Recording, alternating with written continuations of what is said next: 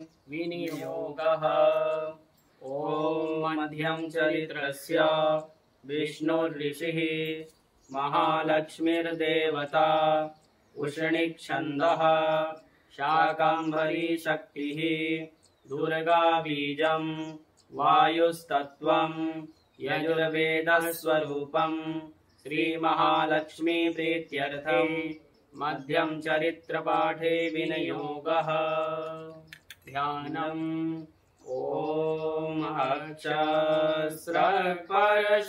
गदेषु कुलिशं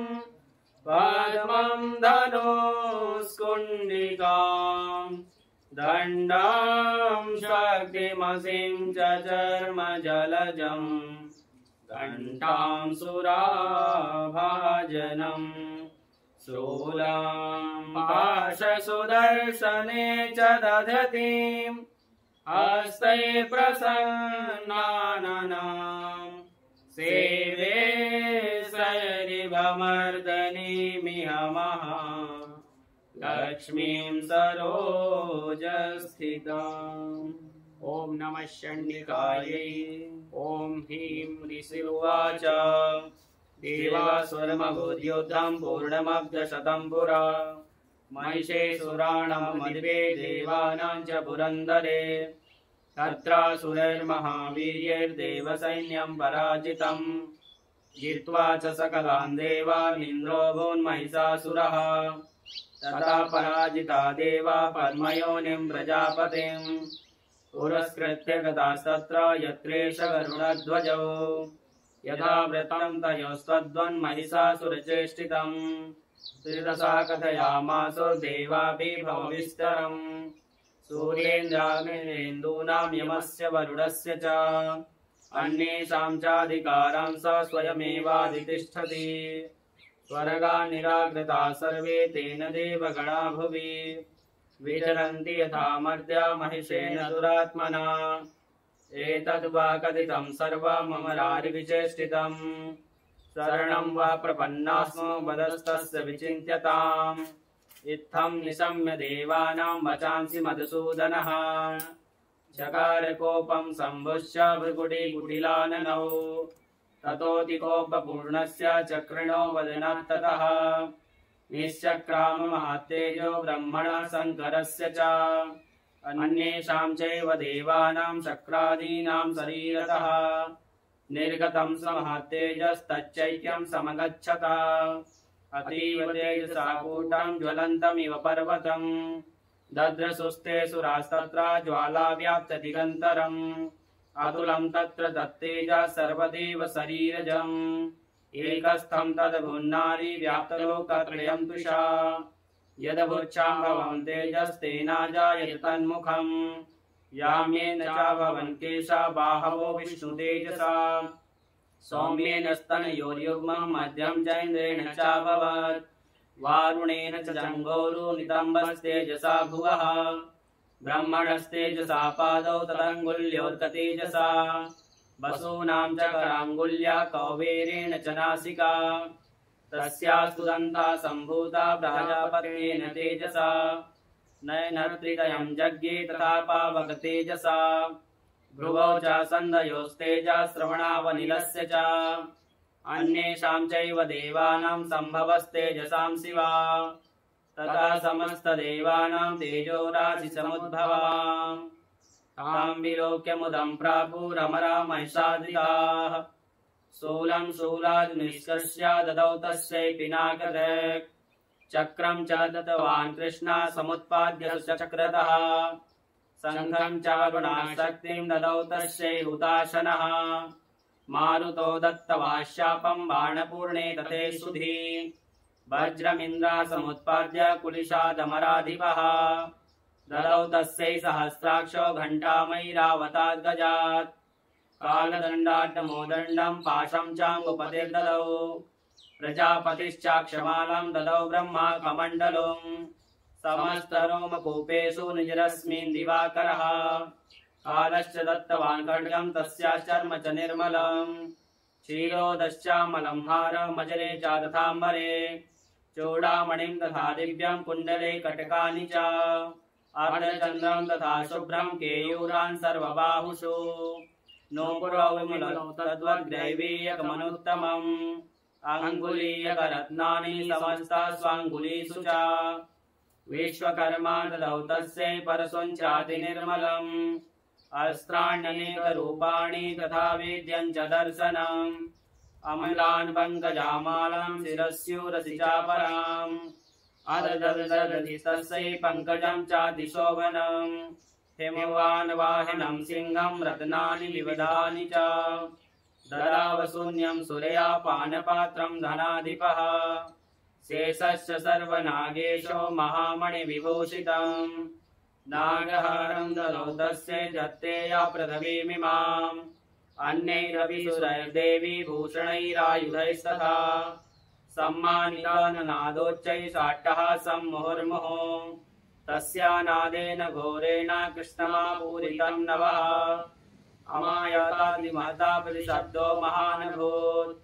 चुक्षुभो सकलालोका समुद्रा च कंपिरे चचाल वसुधा चेलु सकलाश्च महीधराः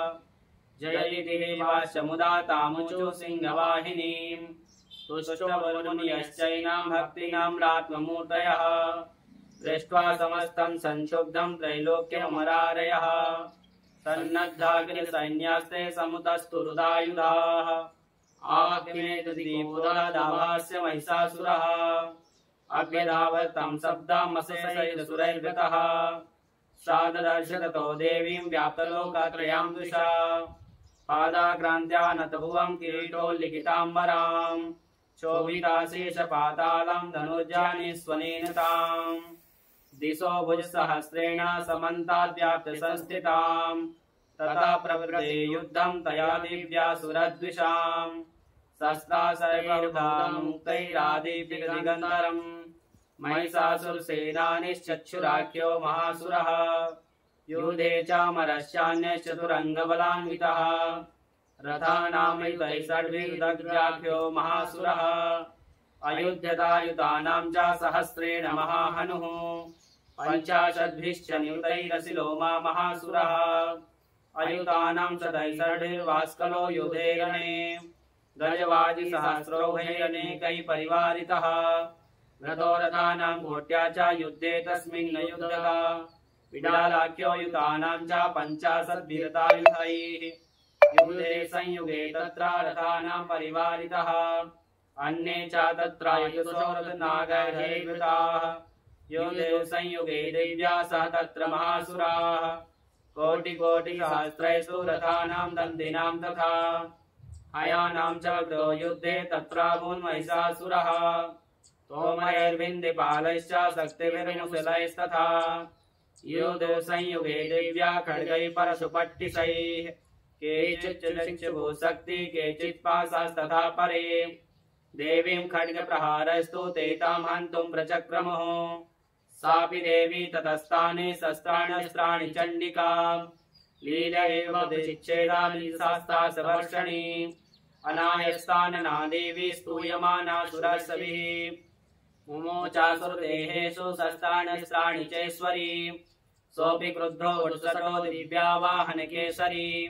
चचारासुरसैन्येषु वनेषु हुतासनः निःश्वासान्मुचेयाश्च युद्धमानारणेऽम्बिका तैव सद्या सम्भूता गणाशतसहस्रशः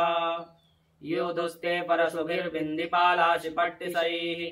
नाशयन्तो सुरगणां देवी शक्त्युपरिरहिता आवदयन्तपटहान् गणासङ्ख्या सदा परे मृदङ्गाश्च दैवान्ये तस्मिन् युद्धमहोत्सवे ततो देवी त्रिशूलेन गदया शक्तिवृष्टिभिः खड्गादिभिश्च शतशो निजघान् महासुरान् पातयामास चैवान्यान् घण्टास्वन् विमोहितान् असुरान् भुवि पाशेन बद्ध्वा चान्यान् निकर्षयत् केचिद्विडाकृतास्तीक्ष्णैः खड्गपातैस्तथा परे विपोथितानि पातेन गदया भुविसेरते वेमुश्च केचिद्विजरं मुसलेन व्रतं हता केचिन्न पतिता भूमौ भिन्नाशूलेन वक्षसे निरन्तरा सरोगेण कृता केचिद्रणानिरे श्येनानुकारिणा प्राणान्मुचुस्त्रिसाधनाः केषाचित् बाणवा छिन्नग्रीवा तथा परे शिरांसि पेतुरन्येषामन्ये मध्ये विदारिताः विच्छिन्नजङ्घास्तु परे पेतुर्भ्यां महासुराः एकभावाच्चरणा केचित् दिव्या द्विधा कृताः छिन्नेऽपि चान्ये शिरसि पतिता पुनिरोत्थिताः कबन्धायुधोर्देव्या गृहीत परमायुधाः नयनदृशा परे तत्रा युद्धे तुर्यलयाश्रिताः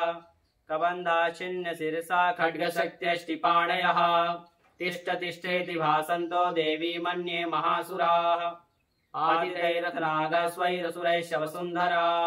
अगम्या सा भवत्तत्रा यत्रावुः समाहरणः शोणितौगा महानद्या सद्यस्तत्र प्रसुस्रवः मध्ये चासुरसैन्यस्य वारणासुरवाजिनाम् षडेन तन्महासैन्यमसुराणां तथाम्बिका